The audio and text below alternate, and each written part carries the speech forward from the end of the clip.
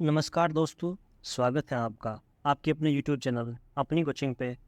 जैसा कि आप जानते हैं आज है 24 जुलाई और इससे पहले 23 और 22 जुलाई को एग्ज़ाम नहीं था कोई, तो आज फिर से स्टार्ट हो गया एग्ज़ाम एसएससी का। तो आज हम एसएससी सीजीएल के फर्स्ट शिफ्ट का एनालिसिस करने वाले हैं। हमने कोशिश की है कि हम जितने क्वेश्चन पूछे गए थे उन सभी का एनालिसिस करवाएं आपको। इस वीडियो में हमने सारे क्वेश्चन इंक्लूड करने की कोशिश की है जितने पूछे गए थे आज। चलिए आज वीडियो स्टार्ट करते हैं। पहला क्वेश्चन पूछा गया था आज कि अलाउद्दीन खिलजी के समय कपड़ा बाजार का क्या नाम था? तो कपड़ा बाजार का नाम है अलाउद्दीन खिलजी के समय बाजार प्रणाली में वो सराय अदल जो जिसे कपड़ा बाजार कहते थे। बात करें अलाउद्दीन खिलजी के बारे में, तो अलाउद्दीन खिलजी के आर्थिक सुधारों में सबसे प्रमुख सुधार था उसकी बाजार नियंत्रण नीति। इसका उल्लेख है वो बर्नी ने अपनी पुस्तक तारीख फिरोजशाही में किया है। तो ये क्वेश्चन आपसे पूछ सकते हैं कि अलाउद्दीन खिलजी ने जो बाजार प्रणाली नियंत्रण चलाई थी, बाजार नियंत्रण प्रणाली, उसका उल्लेख है वो कहाँ मिलता है? तो बर्नी है ना, उनकी किताब है तारीख है ये फिरोजशाही में उनका उल्लेख मिलता है। बात करें इनके बारे में, तो इनकी मुख्यतः 4 प्रकार की बाजार प्रणाली थी, 4 बाजार थे मुख्यतः। कि सबसे पहला था वो था गल्ला बाजार जो कि अनाज मंडी थी। दूसरा था वो था सराय अदल जो कि कपड़ा बाजार था। तीसरा था वो था घोड़ों गुलामों तथा पशुओं के लिए बाजार, वो अलग बाजार था। चौथा था वो सामान्य बाजार था जो कि मिठाई सब्जी टोपी मोजा चप्पल कंघी जैसे नॉर्मल होता है वो बाजार था। तो मुख्यतः उनके समय में 4 बाजार प्रणाली थी ये अलाउद्दीन खिलजी के समय। और भी विस्तार से रूप से है लेकिन वो मैंने इनकी नोट नहीं की है तो आपका काफ़ी वक्त खराब हो जाता। तो ये मोस्ट इतना ही इंपॉर्टेंट जाता है। अगला क्वेश्चन की बात करें तो अगला क्वेश्चन पूछा गया था कि अशोक ने अपने राज्य अभिषेक के कितने साल बाद है वो कलिंग का युद्ध लड़ा था? तो उन्होंने 8 साल बाद है वो कलिंग का युद्ध लड़ा था। विस्तार से बात करें तो अशोक ने राज्याभिषेक के 8 वर्ष बाद 261 ईसा पूर्व में कलिंग का युद्ध लड़ा था। इस युद्ध में वह नरसंहार के से राजा द्रविड हो गया और इसके लिए उन्होंने सांस्कृतिक विजय की नीति के पक्ष में भौतिक आधिपत्य को नीति को त्याग दिया था। यानी ये क्वेश्चन पूछा गया था कि किस युद्ध के बाद वो अशोक ने वो युद्ध करना छोड़ दिया था। ये क्वेश्चन भी एसएससी में पूछ लिया गया है तो ये लाइन से इंक्लूड की है। तो कलिंग युद्ध के बाद अशोक ने ये युद्ध लड़ना छोड़ दिया था। बात करें दूसरे शब्दों में, बेरी घोष का स्थान है वो धन घोष ने ले लिया था। यानी वो क्रूर से बिल्कुल ही शांत स्वभाव के हो गए थे। और अशोक का यह 13वें शिलालेख वो कलिंग युद्ध का विस्तृत वर्णन मिलता है। तो ये भी आपसे पूछ सकते हैं कि अशोक के कौन से शिलालेख में वो कलिंग युद्ध का वर्णन मिलता है। तो ये की पॉइंट है वो आपके लिए बहुत मोस्ट इम्पोर्टेंट होने वाले हैं। अगला क्वेश्चन पूछा गया था कि धन के विकास का सिद्धांत किसने दिया था? तो दादा भाई नौरोजी ने वो धन के विकास का सिद्धांत दिया था। बात करें इसके बारे में, तो धन का विकास का सिद्धांत है वो दादा भाई नौरोजी ने दिया था अपनी पुस्तक कौन सी, poverty and un british rule in India. ये क्वेश्चन भी पूछ सकते हैं कि कौन सी बुक में दिया था? तो ये था poverty and un british rule in India. आगे बात करें तो धन का बहिर्गमन समस्त बुराइयों की जड़ है और भारतीय निर्धनता का मूल कारण है, ये सिद्धांत दादा भाई नौरोजी ने दिया था। ये स्टेटमेंट भी आपसे पूछ सकते हैं। तो जितने ये की पॉइंट बता रहा हूँ मैं वो बहुत ही मोस्ट इम्पोर्टेंट है। एक भी पॉइंट ऐसे एक्स्ट्रा नहीं लिखा है। तो आप जितने पॉइंट लिखे हैं वो ध्यान से पढ़िएगा, तो सर यहाँ से ही एसएससी बनाता है। तो ये आपके लिए इस सीजीएल में एग्जाम में है इम्पोर्टेंट। आगे जो एसएससी एमटीएस का होगा, आगे हिस्सा का होगा, वहाँ पे भी बहुत मोस्ट इम्पोर्टेंट चीज़ है ये आपके लिए। तो आप इनको जरूर पढ़ेगा। अगला क्वेश्चन है कि कूद नृत्य है वो किस राज्य से संबंधित है? तो कूद नृत्य का संबंध है वो जम्मू और कश्मीर राज्य से है। बात करें इसके बारे में, तो इस नृत्य को है वो मुख्य रूप से लोक देवताओं और अभिवादन करने के लिए किया जाता है। आज का अगला क्वेश्चन था कि फीफा वर्ल्ड कप था जो कि 2022 का आयोजन कहाँ पर हुआ था? तो उसका आयोजन है वो कतर में हुआ था। और इसकी फाइनल की बात करें तो अर्जेंटीना ने वो फीफा वर्ल्ड कप 2022 के फाइनल मैच में फ्रांस को हराकर खिताब अपने नाम किया था। लियोनेल मेसी ने अपना सपना पूरा किया। साथ ही 36 साल के बाद अर्जेंटीना ने इस वर्ल्ड कप को जीता था। बात करें फीफा के मुख्यालय की, तो यह है ज्यूरिख या ज्यूरिख जो कि स्विट्जरलैंड का सबसे बड़ा शहर है, वहाँ पे इसका मुख्यालय है फीफा का। अगला क्वेश्चन था कि अंडर 19 वर्ल्ड कप 2022 है वो उसके समय भारत का कप्तान कौन था? तो ये 2022 में होता है, उसका कप्तान थे यश धूल। बात करें इसके बारे में तो भारत ने फाइनल मुकाबले में इंग्लैंड को 4 विकेट से शिकस्त देकर खिताब अपने नाम किया था। इसी के साथ यश दूल अंडर 19 विश्व कप का खिताब जीतने वाले भारत के 5वें कप्तान बन गए हैं। अगले क्वेश्चन की बात करें तो पश्चिम निम्न में से कौन सा पश्चिम तट पर बंदरगाह स्थित नहीं है? 4 ऑप्शन दिए हुए थे, 3 थे पश्चिम तट का बंदरगाह और एक था ये हल्दिया बंदरगाह जो कि पूर्वी तट का बंदरगाह है। वो हल्दिया वो पश्चिम बंगाल का है, पश्चिम बंगाल तट पर स्थित है। तो हल्दिया है वो पूर्वी तट का बंदरगाह है, पश्चिम तट का बंदरगाह नहीं है। बात करें बंदरगाहों के बारे में तो भारत के पश्चिमी तट का बंदरगाह है वो मुख्यतः कांडला, मंगलोर, मुंबई, मार्निगांव यानी मार्मागोवा और JNPT पंडित जवाहरलाल नेहरू और कोचीन, ये क्या है पश्चिमी तट का बंदरगाह है। और बात करें भारत के पूर्वी तट के बंदरगाह बारे में तो तूतीकोरी, चेन्नई, विशाखापट्टनम, पारादीप, कोलकाता, एन्नोर, हल्दिया, ये सब है वो पूर्वी तट के बंदरगाह हैं। बात करें तो एन्नोर पोर्ट है वो 68% हिस्सेदारी है वो हिस्सेदारी के साथ एक सार्वजनिक कंपनी के रूप में पंजीकृत है। बात करें अगला क्वेश्चन की तो विटामिन और खनिज की आवश्यकता उस शरीर में क्यों होती है? तो एक क्वेश्चन बचा गया था, तो इसका उत्तर होगा प्रतिरक्षा प्रणाली को बढ़ावा देने यानी रोग प्रतिरोधक क्षमता को बढ़ाने के लिए विटामिन और खनिज की आवश्यकता होती है। बात करें विस्तार से इसके बारे में तो अच्छा स्वास्थ्य बनाए रखने के लिए विटामिन जरूरी है, विटामिन और खनिज। और विटामिन और खनिज स्वास्थ्य त्वचा, बालों, हड्डियों, दांतों और शरीर के अन्य हिस्सों को स्वस्थ बनाने में मदद करते हैं। वे स्वस्थ हृदय क्रिया को बनाए रखने, स्वस्थ दृष्टि का समर्थन करने और स्वस्थ प्रतिरक्षा कार्य को बनाए रखने में मदद करते हैं। बात करें अगले क्वेश्चन की तो अगला क्वेश्चन था कि मंगल और बृहस्पति की कक्षाओं के बीच लघु ग्रह का नाम किसके नाम पर रखा गया है? तो ये है वो गायक पंडित जसराज के नाम पर है, ये उस लघु ग्रह का नाम रखा है। अगला क्वेश्चन है कि रेवतवाड़ी प्रथा सबसे पहले किस राज्य से शुरू हुई थी? तो यह है मद्रास राज्य में कि मद्रास राज्य के 12 महल जिले में, मद्रास प्रेसिडेंसी के 12 महल जिले में यह रेवतवाड़ी व्यवस्था वो शुरू हुई थी। इसके बारे में बात करें तो इसके समय है वो थॉमस मुनरो है वो गवर्नर जनरल थे। और बात करें इसके बारे में तो रेवतवाड़ी व्यवस्था ब्रिटिश राज के दौरान शुरू की गई एक भू राजस्व प्रणाली थी। रेवतवाड़ी व्यवस्था को शुरुआत थॉमस मुनरो ने की थी। थॉमस मुनरो ने 1820 से 1827 तक मद्रास के गवर्नर के रूप में कार्य किया था, तो उस समय रेवतवाड़ी व्यवस्था लागू हुई थी। अगला क्वेश्चन है कि प्रधानमंत्री कौशल विकास योजना यानी PMKVY की शुरुआत कब हुई थी? तो इसकी शुरुआत हुई थी 2015 में। और मोस्ट इम्पोर्टेंट योजना केंद्र सरकार की, ये इस वीडियो में बताऊंगा तो वीडियो बहुत ज़्यादा लेंथी हो जाएगा। जैसे कि प्रधानमंत्री जन धन योजना, जन सुरक्षा, प्रधानमंत्री जीवन ज्योति बीमा योजना, प्रधानमंत्री सुरक्षा बीमा योजना, अटल पेंशन योजना, प्रधानमंत्री मुद्रा योजना, स्टैंड अप इंडिया योजना, ये सब योजना बहुत सारी योजना है जिनका मैंने एक सेपरेट वीडियो बनाया है, जिसका लिंक आपको वीडियो डिस्क्रिप्शन मिल जाएगा। वहाँ से जाके योजनाओं के केंद्र सरकार की जितनी योजनाएं हैं वो आप देख जाइएगा।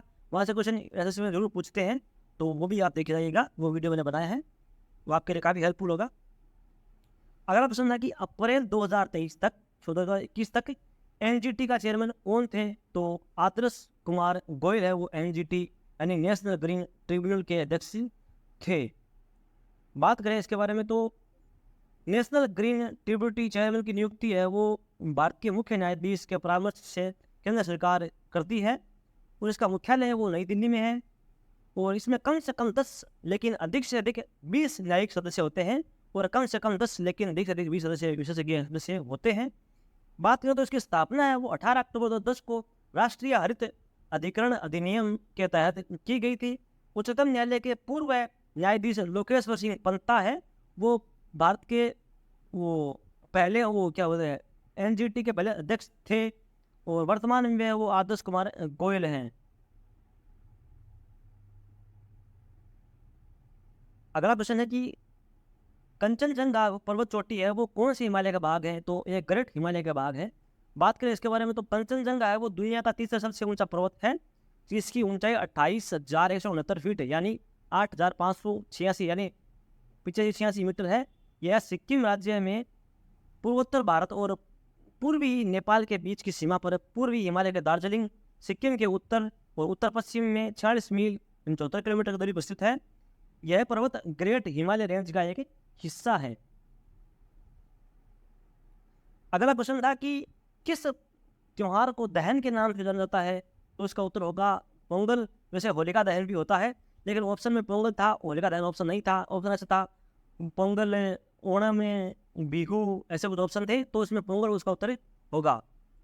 अगला प्रश्न है कि आधुनिक नृत्य का जनक है वो किसे कहते हैं, तो श्री उदय शंकर को है वो आधुनिक नृत्य का जनक कहते हैं। बात करें इनके बारे में तो आधुनिक नृत्य के पिता है वो उदय शंकर को कहते हैं। भारत के आधुनिक नृत्य संस्थापक होने का सम्मान पाने वाला इस व्यक्ति को मूल रूप से नृत्य में किसी प्रकार की पृष्ठभूमि नहीं थी, यानी ये सभी नृत्य जाता थे।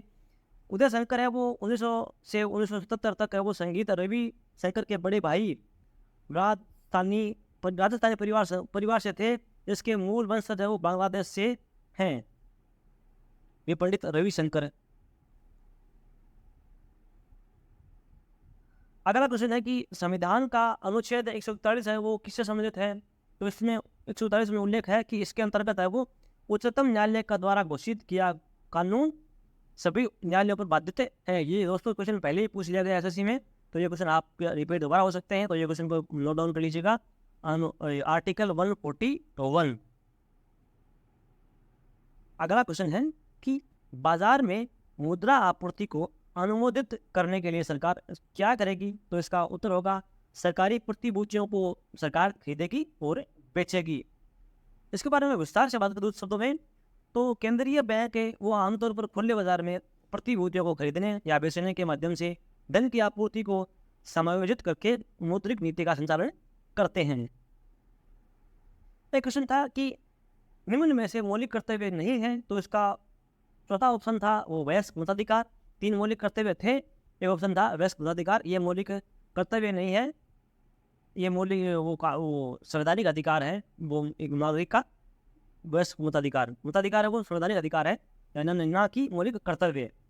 बात करें मौलिक कर्तव्य के बारे में, तो संविधान में 11 मौलिक कर्तव्य हैं, जो संविधान 10 तो मेन थे और एक वो 11वें मौलिक कर्तव्य को 86वें संविधान संशोधन 2002 के तहत जोड़ा गया था। तो 10 को सभी के बारे में बात करें तो सबसे पहला मौलिक कर्तव्य है संविधान का पालन करते हुए राष्ट्रीय ध्वज और राष्ट्रगान का सम्मान करें, स्वतंत्रता संग्राम के सिद्धांतों का पालन करें, भारत की संप्रभुता और अखंडता की रक्षा करें, जब आह्वान द्वारा किया जाए देश की रक्षा करें और राष्ट्रीय कर्तव्य को प्रदान करें और भाईचारे का भावना रखें, मिश्रित संस्कृति को जीवित रखने का काम करें, प्राकृतिक पर्यावरण की रक्षा करें, वैज्ञानिक सोच विकसित करें, सार्वजनिक संपत्ति की सुरक्षा करना नागरिक कर्तव्य है, और उत्कृष्टता के लिए प्रयास यानी बेस्ट ऊंचाइयों के लिए, और सभी माता पिता और अभिभावकों की जिम्मेदारी है कि वे अपने 6 से 14 साल के बच्चों का स्कूल भेजें। ये था 11वां मौलिक कर्तव्य, जो कि 86वें संविधान संशोधन 2002 के तहत जोड़ा गया था। दोस्तों ये थे मौलिक कर्तव्य, वो इसका उल्लेख है वो संविधान के अनुच्छेद 51A में इसका उल्लेख मिलता है। और अगला प्रश्न था कि कौन सा आधुनिक व्यापार है वो अंग्रेजों के समय में प्रसिद्ध था, तो जूट और कपास। एक ऑप्शन में था जूट, दूसरे में था कपास, तीसरा था कि जूट और कपास दोनों, ए और बी दोनों, तो इसका उत्तर होगा जूट और कपास, ये उसका उत्तर होगा। 2011 की जनगणना के अनुसार भारत का जनसंख्या घनत्व कितना है, तो जनसंख्या घनत्व भारत का है वो 382 है। बात करें 2011 में भारत का जनसंख्या घनत्व 382 प्रति वर्ग किलोमीटर था, और इसकी दशकीय वृद्धि है वो 17.72% थी। ऐसा क्वेश्चन बोल सकते हैं कि भारत का जनसंख्या घनत्व सबसे अधिक कौन से राज्य का है, तो राज्य है उसका पूछे तो वो केरल होगा, और सबसे जनसंख्या अधिक पूछे तो वो उत्तर प्रदेश का होगा। और ऐसा कुछ क्वेश्चन है। अगला क्वेश्चन है कि सिविल सेवा में शामिल होने वाले पहले भारतीय कौन थे, तो सत्येंद्रनाथ टैगोर थे, जो कि रविंद्रनाथ टैगोर के भाई थे। बात करें इनके बारे में, तो श्री रविंद्रनाथ टैगोर के भाई श्री सत्येंद्रनाथ टैगोर पहले भारतीय थे जिन्होंने 1864 में सिविल सेवा परीक्षा में सफलता प्राप्त की थी। 3 वर्ष पश्चात 4 अन्य भारतीयों ने भी सफलता हासिल की थी, लेकिन सबसे पहले क्या सत्येंद्र नाथ टैगोर ने इसकी सफलता हासिल की थी। एक क्वेश्चन है अगला कि उस्ताद हसू खान और उस्ताद नाथू खान है वो संगीत के किस घराने से संबंधित है? तो इनका गाना है वो ग्वालियर घराना। बात करें इनके बारे में तो ग्वालियर घराने का उद्गम है वो मुगल साम्राज्य में 1526 से 1857 ईस्वी में तक मुगल साम्राज्य था काल इनका। तो इनके समय हुआ था। प्रारंभिक विशेषज्ञों में नाथों में उस्तादों में नाथन खान, नाथन पीर बख्श और उनके पोते अड्डू हसू और नथु खान थे, यानी इनका संबंध है वो ग्वालियर घराने से है। अगला प्रश्न है कि मेघालय में निम्नलिखित में से कौन सी पर्वत या पहाड़ियाँ नहीं पाई जाती हैं? तो पलामू पहाड़ी है वो मेघालय में नहीं पाई जाती है, ये ऑप्शन में था। बात करें इनके बारे में तो पलामू पहाड़ियाँ मेघालय पठार का अंश नहीं है। पलामू है वो झारखंड राज्य का हिस्सा है। खासी और जयंतिया पहाड़ियाँ हैं वो एक ऐसा पर्वत क्षेत्र है जिनका काफ़ी अंश असम और मेघालय में है। खासी की पहाड़ियाँ गारो की पहाड़ियों के पूर्व में स्थित है। तो जो वहाँ पर मासीन राम एक स्थान है जहाँ पर भारत की सबसे अधिक वर्षा होती है बाद में। अगला प्रश्न है कि विक्टोरिया झील है वो कहाँ से गुजरती है यार? तो विक्टोरिया झील का निर्माण है वो नील नदी से होता है और अफ्रीका के युगांडा, केन्या और तंजानिया के सीमा पर ये स्थित है विक्टोरिया झील। बात करें इसके बारे में तो विक्टोरिया झील है वो अफ्रीका महाद्वीप में युगांडा, केन्या और तंजानिया की सीमा पर स्थित है। नील नदी विक्टोरिया झील से निकलती है और भूमध्य सागर में मिल जाती है। विक्टोरिया झील विश्व की सबसे बड़ी उष्णकटिबंधीय झील है और क्षेत्रफल के हिसाब से विश्व की सबसे बड़ी एलवण झीलों में से एक है। अगला प्रश्न था कि आईसीसी T20 वर्ल्ड कप 2020 में कौन सी टीम ने डेब्यू किया? तो इसका उत्तर होगा आयरलैंड, क्योंकि ऑप्शन में भारत, बांग्लादेश और थाईलैंड और आयरलैंड ये 4 ऑप्शन थे। तो थाईलैंड ने तो क्वालिफाई भी नहीं किया था और बांग्लादेश और भारत ने खेला था वर्ल्ड कप, तो रह गया आयरलैंड। तो इस हिसाब से ऑप्शन में कट गया। थाईलैंड ने तो क्वालिफाई भी नहीं किया था, थाईलैंड तो क्वालिफाई में बाहर हो गई थी, तो इसका उत्तर होगा आयरलैंड।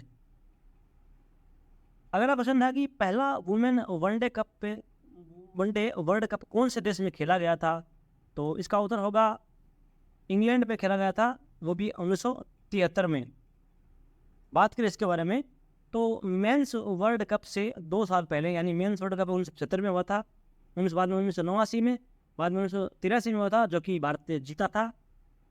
तो मेंस वर्ल्ड कप के 2 साल पहले 1973 में पहली बार खेला गया वुमेन्स वर्ल्ड कप दुनिया का सबसे पुराना वैश्विक इवेंट है। पहले संस्करण में 7 टीमों ने भाग लिया था, जिसमें मेजबान इंग्लैंड इसकी मेजबानी की थी, ने ऑस्ट्रेलिया को हराकर सबसे पहला आईसीसी वुमेन वर्ल्ड कप जीता था। तो इंग्लैंड ने हराया था ऑस्ट्रेलिया को, फाइनल उपविजेता इंग्लैंड, और हुआ कहा था वो भी इंग्लैंड में। अगला क्वेश्चन है कि किस मंत्रालय ने के द्वारा प्रज्वला चैलेंज योजना लॉन्च की है? तो इसका उत्तर होगा ग्रामीण विकास मंत्रालय ने इसकी योजना का लॉन्च किया है। अगला प्रश्न है कि कथक के लखनऊ घराने का जनक किसे मानते हैं? तो इसके लखनऊ घराने से संबंधित जनक है वो ईश्वरी प्रसाद को मानते हैं और इनके 3 पुत्र थे, अड़बू, खरडू और तुल्ला राम। ये भी क्वेश्चन पूछते हैं, तो इनके ये पुत्र थे। अगला क्वेश्चन है कि माजुली नृत्य का संबंध है वो किस राज्य से है? तो माजुली नृत्य है वो असम से संबंधित है नृत्य का। कि माजुली से आप रिलेट कर सकते हैं, एक बहुत ही फेमस क्वेश्चन है कि माजुली नदी द्वीप है वो कहाँ पे है? तो माजुली नदी द्वीप अब असम के ब्रह्मपुत्र नदी पर है और असम में है। तो ये क्वेश्चन इम्पोर्टेंट है कि माजुली नदी द्वीप कहाँ पर है। तो बात करें माजुली नदी द्वीप की, तो माजुली एक विशाल नदी द्वीप है जो भारत के असम में ब्रह्मपुत्र में स्थित है। 2 सितंबर को गिनीज वर्ल्ड रिकॉर्ड द्वारा इसे दुनिया में सबसे बड़ा नदी द्वीप घोषित किया गया था। यह द्वीप चारों ओर से लगभग 880 वर्ग किलोमीटर के क्षेत्र में फैला हुआ है। नदी के नियमित बाढ़ के कारण इस द्वीप ने अपने क्षेत्र में के 1/3 हिस्से को खो दिया है। इसे हाल ही में एक जिला घोषित किया गया और इससे पहले यह जोरहाट जिले के तहत एक उप डिवीज़न था। तो ये इसलिए फेमस, इसलिए ये इम्पोर्टेंट है क्योंकि ये हाल ही में जिला घोषित किया गया है और ये विश्व का सबसे बड़ा नदी द्वीप है, तो इसलिए ये फेमस है माजुली नदी द्वीप। तो आप माजुली नदी द्वीप से रिलेट कर सकते हैं कि माजुली नृत्य है वो भी असम से है। अगला क्वेश्चन है कि मौलिक कर्तव्य है वो सबसे पहले किस देश में लागू किए? तो मौलिक कर्तव्य सबसे पहले है वो रूस में लागू किए। ये क्वेश्चन दोस्तों पहले शिफ्ट में पूछा गया था कि वर्तमान में मौलिक कर्तव्य से पूछा गया था क्वेश्चन। तो वर्तमान में मौलिक कर्तव्य है वो 11 है और 11वां है वो 2002 में जोड़ा गया 86वें संविधान संशोधन के द्वारा। और ये 51A में है वो मौलिक कर्तव्यों का संबंध है, वो अनुच्छेद 51 है वो मौलिक कर्तव्य से संबंधित है। इससे पहले वाले शिफ्ट में पूछा गया था कि इनमें से कौन सा मौलिक कर्तव्य नहीं है, तो वो था वोट देने वाला में वयस्क मताधिकार, जो कि एक कानूनी अधिकार है। अगला क्वेश्चन है कि राजकोषीय घाटे का सूत्र क्या है? तो इसका सूत्र होगा सरकार का कुल व्यय जो कि पूंजी और राजस्व व्यय होता है वो उसमें से माइनस करना है सरकार से कुल आय जो कि राजस्व प्राप्ति, ऋण की वसूली व्यय प्लस अन्य प्राप्ति। ध्यान रहे इसमें वो बकाया नहीं रहना चाहिए, बिना बकाया उधार नहीं होना चाहिए, बिना उधार के है वो सरकार से कुल आय होनी चाहिए, जो वो एक्स्ट्रा में वो नहीं, जो सरकार का आय है बिना उधार के। तो सरकार कुल व्यय माइनस सरकार से कुल आय, तो ये इसका सूत्र होगा राजकोषीय घाटे का। अगला क्वेश्चन था कि शुंग वंश का अंतिम शासक निम्न में से कौन था? तो इसका शासक था वो देवहूति और इसका संस्थापक था वो पुष्यमित्र शुंग था, उसका अंतिम शासक था देवहूति। इससे क्वेश्चन फेमस क्वेश्चन है कि शुंग वंश है वो कौन से धर्म को मानते थे? तो शुंग वंश के शासक है वो वैदिक धर्म को मानने वाले थे। एक क्वेश्चन है कि भारत के सर्वोच्च न्यायालय की स्थापना कब हुई थी? स्वतंत्र भारत के सर्वोच्च न्यायालय की स्थापना है वो 26 जनवरी 1950 को हुई थी। बात करें तो भारत के पहले मुख्य न्यायाधीश है वो H.J. कानिया थे। इन्होंने 26 जनवरी 1950 से 6 नवंबर 1951 तक अपना कार्यकाल पूरा किया था।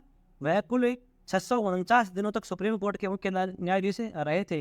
एक और फेमस क्वेश्चन है कि भारत में पहली बार सुप्रीम कोर्ट की स्थापना कब हुई थी? जो कि अंग्रेजों के ज़माने में हुई थी, तो 1770 में हुई थी और 1773 के रेगुलेटिंग एक्ट के तहत हुई थी।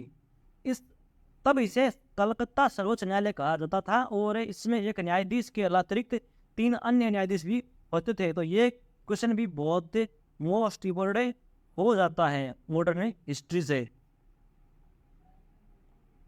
अगला क्वेश्चन है कि खान बहादुर खान जो कि 1857 के विद्रोह में शामिल थे, तो उन्होंने कहाँ से नेतृत्व किया था विद्रोह का? तो उन्होंने बरेली से नेतृत्व किया था। बात करने के बारे में तो खान बहादुर रोहिला का जन्म है वो 1781 में हुआ था। वह रोहिलखंड के द्वितीय नवाब हाफिज रहमत खान के पोते थे। 1857 की क्रांति में भारतीय विद्रोह के समय अंग्रेजों का खूब विरोध किया उन्होंने बरेली में अपनी सफलता के बाद अपनी सरकार भी बनाई थी। अगला क्वेश्चन है कि खाद्यान्न उत्पादन में वृद्धि है वो किस पंचवर्षीय योजना का लक्ष्य था? तो इसका लक्ष्य था वो 7वीं पंचवर्षीय योजना इसका लक्ष्य था।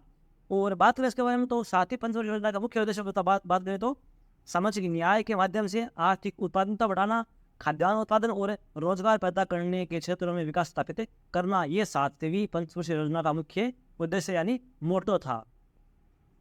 एक क्वेश्चन था कि 1775 में किसे कार्बनिक रसायन में नोबेल पुरस्कार दिया गया था? तो इसका उत्तर होगा जॉन कॉर्नफोर्थ और व्लादिमीर पिलोव को है वो नोबेल पुरस्कार 1775 में दिया गया था।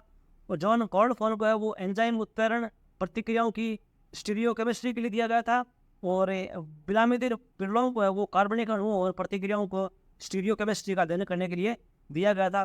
तो इसका उत्तर तो है वो व्लादिमीर पिलोव होगा, लेकिन 1775 में है वो केमिस्ट्री क्षेत्र में है वो 2 लोगों को है वो नोबेल पुरस्कार दिया गया था, वो जॉन कॉर्नफोर्थ और व्लादिमीर पिलोव को। एक क्वेश्चन था इंग्लिश में कि वन हो बिलीव इन फेथ, तो इसका उत्तर होगा फेटालिस्ट। प्रधानमंत्री ने मिड डे मील योजना की शुरुआत कब की थी? तो इसकी शुरुआत है वो 15 अगस्त 1995 को हुई थी। बात करें इसके बारे में तो इस योजना को देश भर में लागू करने के लिए भारत सरकार ने 15 अगस्त 1995 को एक केंद्र प्रायोजित योजना शुरू की थी। इसे प्राथमिक शिक्षा के लिए पोषण सहायता का राष्ट्रीय कार्यक्रम NSPE कहा जाता है। बाद में इसका नाम है वो बदलकर स्कूलों में मध्याह्न यानी आधा छुट्टी होती है उस टाइम भोजन या मिड डे मील के राष्ट्रीय कार्यक्रम का नाम दिया गया। अगला क्वेश्चन है कि मेगास्थनीज ने अपनी पुस्तक में कितने जातियों का वर्णन किया है। तो मेगास्थनीज ने वो 7 जातियों का वर्णन है वो किया अपनी पुस्तक में, जिसका नाम है इंडिका। इसके बारे में और बात करें तो मेगास्थनीज ने भारत में 7 जातियों का उल्लेख किया है, जबकि भारतीय ग्रंथों में वो केवल 4 सामाजिक वर्गों या वर्णों का उल्लेख भी मिलता है। दोस्तों ये क्वेश्चन इसका पहले भी आ चुका है, हमने उसकी बात की थी कि मेगास्थनीज जो है वो सेल्यूकस टिकटर का दरबारी था, राजदूत था सेल्यूकस टिकटर का, और चंद्रगुप्त मौर्य यानी विक्रमादित्य के दरबार में आया था वो। अगला क्वेश्चन पूछा गया था अटल टनल से कुछ क्वेश्चन पूछा गया था जो कि जम्मू कश्मीर में है, उससे कुछ क्वेश्चन बना था। एक क्वेश्चन का रिजल्ट पता नहीं है, लेकिन जो भी था क्वेश्चन उससे क्वेश्चन जरूर था। चलिए हम बात कर ले अटल टनल के बारे में। तो अटल सुरंग है भारत के हिमाचल प्रदेश के रोहतांग दर्रे में बनाई गई है। यह सबसे बड़ी हाईवे सुरंग है जिसे बनाने की क्रिया है वो 28 जून 2010 से शुरू की गई थी। इस टनल का उद्घाटन है वो प्रधानमंत्री श्री नरेंद्र मोदी ने 2010 नहीं है, हाँ तो 2010 में, हाँ सॉरी काम हो सकता था, नरेंद्र मोदी ने अपने शुभ हाथों के 3 अक्टूबर 2020 को किया था। हिमालय की पहाड़ियों को काटकर इस सुरंग का निर्माण किया गया है। यह सुरंग विश्व में 10,000 फीट के ऊपर सबसे लंबी राजमार्ग एक ट्यूब टनल है। उसके बारे में और बात करें तो अटल टनल के साथ ही एक और सुरंग की तैयारी जारी है, जिसे सिंगोला सुरंग का निर्माण जारी है। अनुमान लगाया जा रहा है कि यह सुरंग 2025 तक पूरी हो जाएगी। इस सुरंग के बनने के बाद नींबू पदुम दारचा सड़क के माध्यम से नया लेह मनाली राजमार्ग बन जाएगा, जहां से हर मौसम में परिवहन हो पाएगा। तो रास्ता बहुत शॉर्ट हो जाएगा टनल बनने के बाद में। एक क्वेश्चन था आज का कि रोवर्स कप है वो निम्नलिखित में से किस खेल से संबंधित है। तो रोवर्स कप है वो फुटबॉल से संबंधित है। बात करें रोवर्स कप के बारे में तो रोवर्स कप है वो फुटबॉल से संबंधित है। यह 1891 में बॉम्बे में ब्रिटिश फुटबॉल प्रेमियों द्वारा शुरू किया गया था, ये टूर्नामेंट शुरू किया गया था। बात करें इसकी तो उद्घाटन वर्ष में पहला वर्सेस्टर रेजिमेंट विजेता रहा था। तो विजेता इसका रहा था वर्सेस्टर रेजिमेंट। अगला क्वेश्चन था कि 2011-12 के लिए राष्ट्रीय गरीबी रेखा के अनुसार ग्रामीण क्षेत्र के लिए प्रतिमाह आय कितनी है। तो इसकी आय होगी 816। दोस्तों इससे पहले 21 जुलाई का जो पेपर था उसमें पूछा गया था कि 2011-12 के अनुसार तो शहरी क्षेत्र है उसके प्रति आय कितनी है। तो उसकी थी, हमने बात की थी उसकी 1000 थी, और उसने बताया था, मैंने कंप्लीट विचार से बताया था कि ग्रामीण की है वो 1000 होती है, ग्रामीण की सॉरी 816 है, और शहरी की है वो 800-1000 है। तो ये क्वेश्चन का डिस्कस हमने कर लिया है, तो बात दोबारा विस्तार से बात नहीं करेंगे। अगला क्वेश्चन है कि सतरिया नृत्य है वो कौन से राज्य से संबंधित है। तो सतरिया नृत्य का संबंध है वो असम से है। बात करें इसके बारे में तो सतरिया नृत्य है जो कि 8 मुख्य भारतीय सांस्कृतिक नृत्य परंपराओं में से एक है। यह नृत्य असम का एक शास्त्रीय नृत्य है। वर्ष 2000 में इस नृत्य को भारत के 8 शास्त्रीय नृत्यों में सम्मिलित होने का गौरव प्राप्त हुआ था। बात करें अगले क्वेश्चन की तो भारत में मॉन्टेग्यू चम स्पॉट सुधार को किस वर्ष पेश किया गया। तो इसे यह कानून है वो 1919 में आया था। इसके बारे में और विस्तार से बात करें तो उस समय लॉर्ड चेम्सफोर्ड भारत के वायसराय थे। तो वायसराय पूछ सकते हैं कि कानून आया था उस टाइम वायसराय कौन थे और उसमें क्या क्या थे, विशेषता क्या थी। तो बात करें उनकी विशेषताओं की तो प्रांतों में द्वैध शासन की शुरुआत हुई थी। फिर आ सकते हैं द्वैध शासन यानी 19 तो 2 बार 19 आ रहा है, तो इसका मतलब होता है द्वैध शासन। ये आसान याद रखने का आसान ट्रिक है। प्रांतीय विषयों को विभाजित किया गया था और आरक्षित जैसे पुलिस, जेल, भू राजस्व, सिंचाई और वन इनको आरक्षित किया गया था। हस्तांतरित इनमें दखलंदाजी की थी कि जैसे शिक्षा, स्थानीय प्रशासन, सार्वजनिक स्वास्थ्य, स्वच्छता, कृषि और उद्योग इनमें हस्तांतरित किया था। बात करें अगले क्वेश्चन की तो अगला क्वेश्चन है कि आवर्त सारणी के ग्रुप 6 में संबंधित तत्व कौन कौन से हैं। तो एक क्वेश्चन पूछा, ऑप्शन दिए गए थे बहुत सारे, 2-3-4 ऑप्शन थे। उन्हें क्वेश्चन दिया था कि इनमें से कौन सा तत्व है वो आवर्त सारणी के 6 से संबंधित नहीं है। तो इसमें नहीं का ऑप्शन तो नहीं दिया बच्चे ने, लेकिन हम ये बता सकते हैं कि आवर्त सारणी के ग्रुप 6 में कौन से तत्व होते हैं। तो क्रोमियम, मोलिब्डेनम, टंगस्टन और सिब्रोब्रियम ये है वो आवर्त सारणी के ग्रुप 6 में संबंधित तत्व हैं। अगला क्वेश्चन है कि अनुच्छेद से दिया गया था कि अनुच्छेद 20, 21, 22 और 23 अनुच्छेद दिए गए थे। उन्होंने दिया था कि इनका मिलान आपस में करो, तो मिलान से कुछ क्वेश्चन था। तो इसके बारे में बात करें तो अनुच्छेद 320 है, उनमें बात की गई है कि संघ और राज्य लोक सेवा आयोगों का एक कर्तव्य होगा कि वे क्रमशः संघ की सेवाओं और राज्य की सेवाओं में नियुक्तियों के लिए परीक्षाओं का संचालन करें। अनुच्छेद 321 में उसका उल्लेख है कि लोक सेवा आयोग के कार्यों का विस्तार करने की शक्ति वो है लोक सेवा आयोग को। अनुच्छेद 322 है कि लोक सेवा आयोग का व्यय यानी खर्चा करने का अधिकार है। और अनुच्छेद 323 है कि लोक सेवा आयोग की रिपोर्ट जारी करने का मतलब इसका उल्लेख है। अगला क्वेश्चन है कि कश्मीर में जो 3000 फीट ऊंचा कौन सा ब्रिज बनाया जा रहा है, तो इसका उत्तर होगा चिनाब ब्रिज। बात करें इसके बारे में तो भारत अब दुनिया का सबसे ऊंची रेलवे पुल का घर है। एफिल टावर में लगभग 29 मीटर यानी 95 फीट से अधिक ऊंचा चिनाब है वो ब्रिज भारत में विवादास्पद जम्मू और कश्मीर क्षेत्र में चिनाब नदी के से 359 मीटर यानी लगभग 1180 फीट ऊपर है, जो कि चिनाब ब्रिज बन रहा है। बात करें अगले क्वेश्चन की तो जवाहर रोजगार योजना किस पंचवर्षीय योजना में शुरू की गई थी, तो इसका सही उत्तर होगा 7वीं पंचवर्षीय योजना। इससे पहले एक क्वेश्चन पूछा गया था कि कृषि पे कौन सी योजना में पंचवर्षीय योजना में जोड़ दिया गया था, जैसे पिछला वाला था सेकंड में, तो उसका उत्तर भी था 7वीं पंचवर्षीय योजना में। तो उसके बारे में बात करें 7वीं पंचवर्षीय योजना के बारे में तो जवाहर रोजगार योजना है वो 1889 में राजीव गांधी सरकार द्वारा शुरू की गई थी। इसे राष्ट्रीय ग्रामीण रोजगार कार्यक्रम NREP और ग्रामीण भूमिहीन रोजगार गारंटी कार्यक्रम के विलय पर लागू किया गया था। एक शब्द है कि पत्तू सलियार है, वो शब्द है वो विजयनगर साम्राज्य में किससे संबंधित था, तो ये किसके लिए शब्द यूज होता था, तो रेशम बुनकर है उन्हें पत्तू सलियार कहते थे।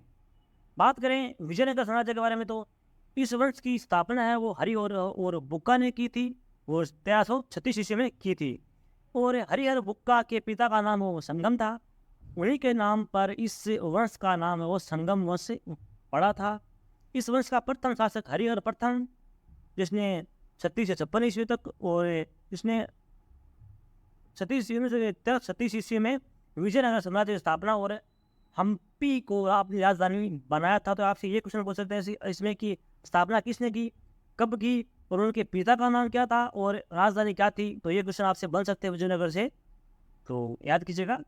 अगला क्वेश्चन है कि बस्तर दशहरा है वो किस राज्य से संबंधित है, तो यह छत्तीसगढ़ राज्य से संबंधित त्यौहार है। तो बात करें इसके बारे में तो छत्तीसगढ़ के वनांचल बस्तर में मनाए जाने वाले दशहरा पर्व में राम और रावण में कोई सरोकार नहीं, रावण से कोई सरोकार नहीं। यहाँ न रावण का पुतला दहन होता है न ही रामलीला का मंचन होता है। बस्तर में दशहरे के दिन शक्ति की उपासना होती है। अगला प्रश्न था कि निम्न में से ऐसा कौन सा व्यक्ति है जो सितार वादक से संबंधित है, तो ऑप्शन दिए थे बहुत सारे, 3-4 ऑप्शन थे। उनमें एक ऑप्शन था पंडित रविशंकर। तो पंडित रविशंकर है, ये तो आपको नहीं जानता है, कोई तो बहुत एजुकेशन है, ये सितार वादक से संबंधित है। बात करिए पंडित रविशंकर के बारे में तो ये एक भारतीय सितार कला प्रवीण व्यक्ति और संगीतकार थे और ये 20वीं शताब्दी के उत्तरार्ध में उत्तर भारतीय शास्त्रीय संगीत के विश्व के सबसे प्रसिद्ध प्रतिपादक बन गए थे और दुनिया भर के कई अन्य संगीतकारों से को भी प्रभावित किया था। और इनको 1999 में भारत के सर्वोच्च नागरिक सम्मान भारत रत्न से सम्मानित किया जा चुका है। ये क्वेश्चन दोस्तों डेफिनेटली पूछा जाएगा आपसे कि पंडित रविशंकर को है वो भारत रत्न किस वर्ष दिया गया था, तो 1999 में उन्हें ये पुरस्कार दिया था। एक क्वेश्चन था कि नृत्य निर्देशक तत्व है वो किस देश के संविधान से लिए गए हैं, तो नृत्य निर्देशक तत्व है वो आयरलैंड के संविधान से लिए गए हैं और मौलिक कर्तव्य है वो रूस के संविधान से लिए गए हैं। ये क्वेश्चन पिछले छुट्टी पूछा गया था और इसमें पूछ लिया गया है कि नृत्य निर्देशक तत्व है वो कहाँ से लिए गए हैं, तो आयरलैंड के संविधान से लिए गए हैं। बात करें इनके बारे में तो सबसे पहले ये आयरलैंड के संविधान में लागू किए गए थे। ये वे तत्व हैं जो संविधान के विकास के साथ ही विकसित हुए और इन तत्वों का कार्य एक जन कल्याणकारी राज्य यानी वेलफेयर स्टेट की स्थापना करना है। ये क्वेश्चन था कि पश्चिमी घाट में पाई जाने वाली सबसे ऊंची पर्वत चोटी कौन सी है? तो अन्नामलाई पर्वत चोटी है जो पश्चिमी घाट की सबसे ऊंची पर्वत चोटी है। दोस्तों एक क्वेश्चन और बनता है इससे रिलेटेड दक्षिणी घाट से कि नीलगिरी की पहाड़ियाँ है वो पश्चिमी घाट के उत्तर पश्चिम में और पूर्वी घाट के पश्चिमी छोर पर स्थित है। नीलगिरी की पहाड़ियाँ है वो नीलगिरी जैव आरक्षित क्षेत्र का हिस्सा है। तो नीलगिरी से भी प्रश्न बहुत पूछते हैं कि दोनों को मिलाते कौन है? तो नीलगिरी पहाड़ी मिलाती हैं, वो पश्चिमी घाट और पूर्वी घाट वो दोनों नीलगिरी की पहाड़ियाँ वो मिलाती है। एक क्वेश्चन पूछा गया था कि 1913 में गीतांजलि के लिए साहित्य के नोबेल पुरस्कार से किसे सम्मानित किया गया? तो ये सब जानते होंगे आप कि कवि रविंद्रनाथ टैगोर को है वो गीतांजलि के लिए वो साहित्य के नोबेल पुरस्कार से सम्मानित किया गया था। बात करें इनके बारे में तो वो ये नोबेल पुरस्कार पाने वाले पहले भारतीय थे साहित्य के क्षेत्र में पाने वाले। और इनके बारे में और बात करें तो अल्फ्रेड पुरस्कार के बारे में बात करें नोबेल पुरस्कार के बारे में तो अल्फ्रेड बी नोबेल एक स्वीडिश रसायन ज्ञात और डायनामाइट का आविष्कार करने वाले अभियांत्रिक ने नोबेल पुरस्कार की स्थापना की थी। इन्हें प्रतिवर्ष 6 वर्षों अर्थात शांति, साहित्य, भौतिक, रसायन और शरीर विज्ञान या चिकित्सा और आर्थिक विज्ञान में पुरस्कार दिया जाता है। तो आपसे पूछ सकते हैं कि नोबेल पुरस्कार है वो कौन कौन से फील्ड में देते हैं? तो नोबेल पुरस्कार के 6 फील्ड हैं, ये हमने बात की है। तो आप इनको नोट डाउन कर लीजिएगा, इसका स्क्रीनशॉट ले लीजिएगा। ये आपसे क्वेश्चन बहुत बार पूछते हैं कि नोबेल पुरस्कार है वो कौन से क्षेत्र में दिया जाता है या कौन से क्षेत्र में नहीं दिया जाता है। वो ऑप्शन देख के आपको क्वेश्चन हल करना होता है। एक क्वेश्चन है अगला कि लेंथेनाइड होते हैं को किस अन्य नाम से जाना जाता है? तो लेंथेनाइड है उन्हें दुर्लभ प्रतितत्व भी कहते हैं। आपके दिन आप यह आया होगा कि लेंथेनाइड क्या होते हैं। तो लेंथेनाइड के बारे में बात करें तो लेंथेनाइड तत्व वे हैं जो जैसे लेंथेनम है वो सेरियम है, नियोडाइमियम है, प्रोमीथियम है, सेमरियम है, यूरोपियम है, गैडोलियनियम है, टर्बियम, डिस्पोसियम, होल्मियम, एर्बियम, थोलियम, येटेरिबियम, लुथियम, इन 15 तत्वों को है वो लेंथेनाइड तत्व कहते हैं। लेंथेनाइड क्यों कहते हैं? क्योंकि इनका परमाणु क्रमांक 57 से लेकर 71 तक होता है। और ये लेंथेनाइड आउटसाइड के ग्रुप SPDF तो डी ग्रुप में ये आते हैं। तो 57 से लेकर 71 है उन्हें लेंथेनाइड कहते हैं। और यही था और क्या। तो दोस्तों ये था आज की हमारे 30 शिफ्ट का एनालिसिस। अगर आपको वीडियो पसंद आया है तो वीडियो को लाइक कीजिए, शेयर कीजिए और हमारे चैनल को सब्सक्राइब जरूर कर लीजिएगा ताकि आने वाले वीडियो जो भी एनालिसिस के वो आपको समय समय मिलते रहें। और अपने दोस्तों को बताइए कि चैनल के बारे में। और अगर आपको इस वीडियो का PDF डाउनलोड करना है तो आप हमारे टेलीग्राम ग्रुप को ज्वाइन कर सकते हैं। इसका लिंक है वो वीडियो के डिस्क्रिप्शन बॉक्स में मिल जाएगा आपको। वहाँ से आप इसकी पूरी पर्सनल की PDF है वो फ्री ऑफ कॉस्ट डाउनलोड कर सकते हैं। दोस्तों ऐसे ही हमारे चैनल पर सपोर्ट बनाए रखिएगा। धन्यवाद।